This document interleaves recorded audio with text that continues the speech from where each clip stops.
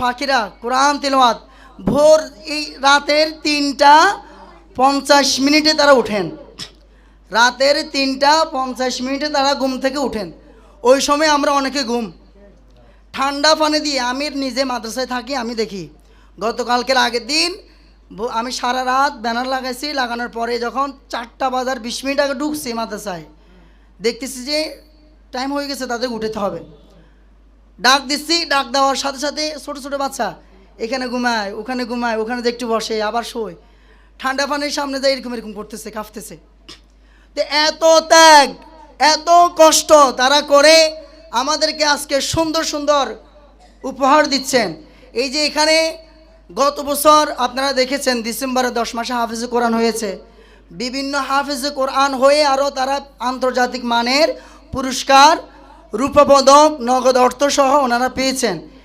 আগামীতে আমরা মনে হচ্ছে আপনাদেরকে অগ্রিম জানিয়ে রাখি, মানে দোয়ার জন্য, মানে আগামী মাসেও আমাদের 2জন হাফেজ হতে পারে, ওই 10 মাসে। আল্লাহ আমাদের এই সুন্দর স্বপ্নকে তাকে কবুল করে, বলেন আমিন। তো সম্মানিত আমাদের অভিভাবক এবং আমার ডানে বামে আমাদের ওস্তাদ বিন্দু যারা বসে আছেন, এতক্ষণ পর্যন্ত আমরা আমাদের অভিভাবক থেকে যিনি সম্মানিত আমাদের মাথার তাজ, আমাদেরকে বিভিন্ন দিক নির্দেশনা দিয়েছেন, হুজুর হায়াতে আল্লাহ বরকত দান করুক, বলেন আমিন।